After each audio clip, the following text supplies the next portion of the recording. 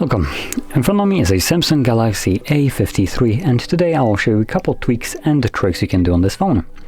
So to get started, I'm going to begin with the motion smoothness, which you can find in settings under display right over here. So we have two versions. We have the high and standard. Now before I go any further, I will kind of demonstrate also how the device operates within, well, the high and standard. So I'm going to quickly go into here, about phone, software, and build number, and let's go back to developer options, which will allow me to enable frame rate.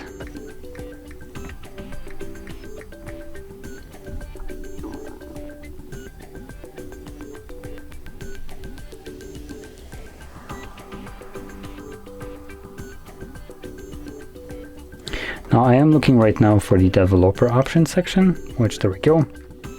So show refresh rate, there we go. And I can now enable it. I'll keep this on for the entirety of the time. So actually this device does something very stupid, which I guess doesn't surprise me because it is Samsung, which is it always keeps 120 Hz refresh rate on the display, never changing it to anything else, which isn't necessarily the best case because it will consume more battery.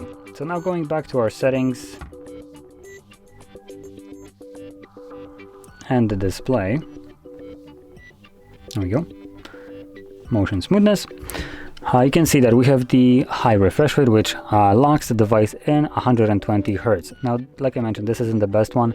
Better ones, even from Samsung, are when their refresh rate drops to 20, I think 4 frames, when you're not doing anything. So when the image is still, like for instance, it would be right here, it would drop that frame rate to preserve battery. But because this device is apparently budget, and budget users shouldn't get the added benefit of having a better battery life, it just slaps you with 120 Hz refresh rate all the time, because I can't see any other reason than FU. That I think that's what Samsung goes for. So anyway, and motion smoothness, you can change it to standard, which will allow you to preserve your battery life a little bit better. So having a better smoothness or motion smoothness, frame rate, however you want to call it, it's kind of stupid that they're calling it motion smoothness when it's just frame rate. As the benefit of a higher one would be that everything looks smoother when you're scrolling. You're getting basically twice as much content shown through, for instance, scroll than when it is on standard, which is 60.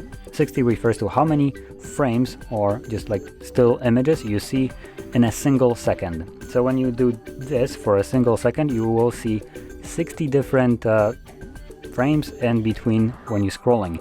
When you have 120, obviously you will see twice as many, making it look much smoother. But the downside of it here is you lose battery. So if you're planning to preserve your battery as much as you can, then I recommend sticking with 60.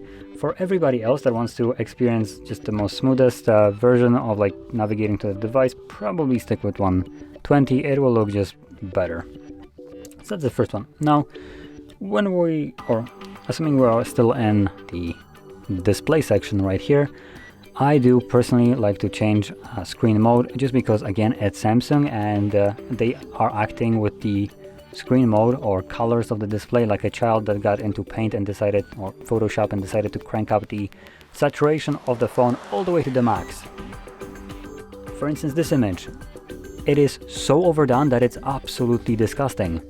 So what I recommend doing is selecting it to be natural, which will tone down the colors, making them appear a little bit more reasonable, a little bit more in tune with what reality actually looks like, unlike the vivid, which makes it look like everything just got irradiated by a nuclear explosion. So there we go. Now moving on to the next option, we're gonna go into navigation bar. By default, Samsung sticks with the buttons, which are a little bit outdated at this point, so let's change that. It's also located in the display section, so we can just scroll down and we should see navigation bar. And here, all we need to do is select swipe gestures. And there we go, it changes them automatically to this bar. And if you never used that before, The quick navigation guide on this is you swipe up quickly to go home, like so. Hello, phone. There we go, not sure why I didn't want to do that from the beginning. So that's the first thing. Then you swipe up and hold to go to recent, like so. And you can swipe from either side to go back, which as you can see shows you this arrow. So when you let go, it goes back. You can also cancel it by basically dragging your finger back. So there we go, that's a quick version of navigating through using gestures. Now, moving on to the next option, we're gonna go into something that Samsung decided to add into their phones, which I actually will commend them. It's a really nice feature that they added. It is kind of copied from Sony Xperia, which has been, I think, the first one that has been doing this, and still, I guess till well now was the only one, which allows you to split screen two apps. Well, I mean, it's kind of the vague explanation. It allows you to create two app split screen toggles. So normally, if you want to split screen with two apps, you would need to open that one app. So, as an example, YouTube, right? And then you're gonna go into recent and go to split screen, and then you find the other app you want to split screen with, which there we go. Let's just select YouTube, and voila! It's now took a little bit more effort than it's probably worth. But what you can do now on Samsung is once you have created that once, you can then tap on these three dots right here between the two apps and click on this plus button, and this will add this toggle, specifically this orientation, to the edge panel. Which, where is it? Am I blind?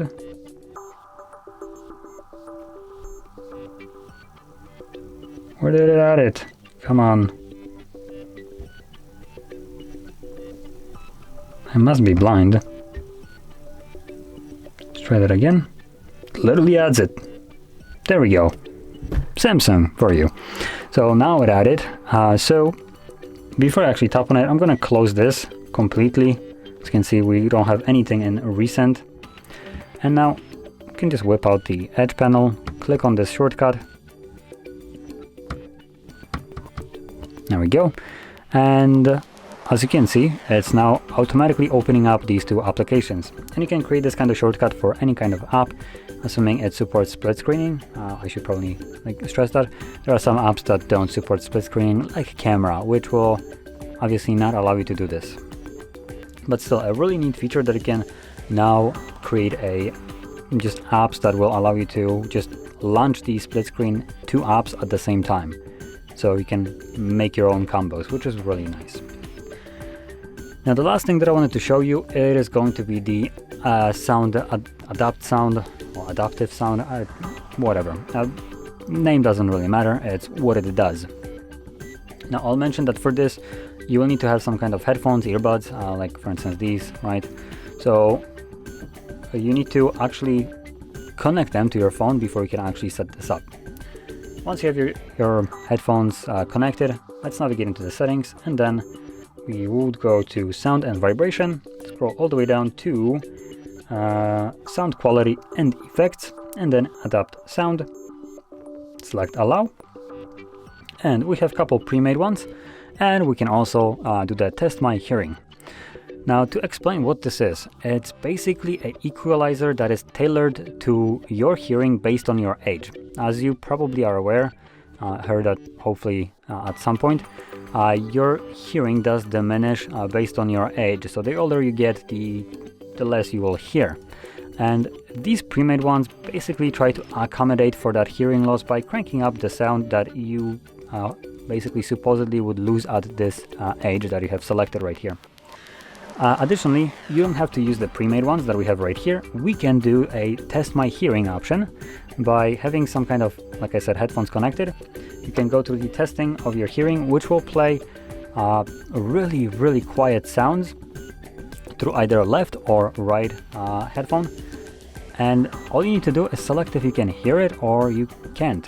And they are really quiet. That's kind of the purpose of them. So if you can't hear it, select that you can. And if you can, then select you can. Now it is, I believe when you click on this, it tells you that it's recommended to have like a really quiet environment for this and decent headphones. to get the best results, which, yeah, I probably wouldn't recommend doing this outside. If you're like, I don't know, living in a city, most likely you won't be hearing anything, just because the outside city noise will just drown out whatever this thing is trying to play through your headphones. So like I said, the noises that it makes are really faint, and I do recommend having like a really quiet environment for this, for the best results. But once you set it up the first time, I think it goes to like 20 different beeps, and from there it will add another one below, which will be your personal one based on your hearing right now, and all you would need to do is just simply toggle it on, and from there it will play anything that is on the phone or going through the phone into like your headphones or earbuds. It will be playing it with that equalizer applied, and it does actually make a difference.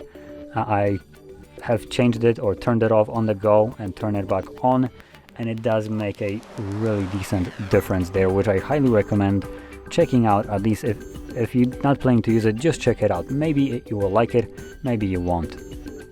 But that being said, if you found this very helpful, don't forget to hit like, subscribe, and thanks for watching.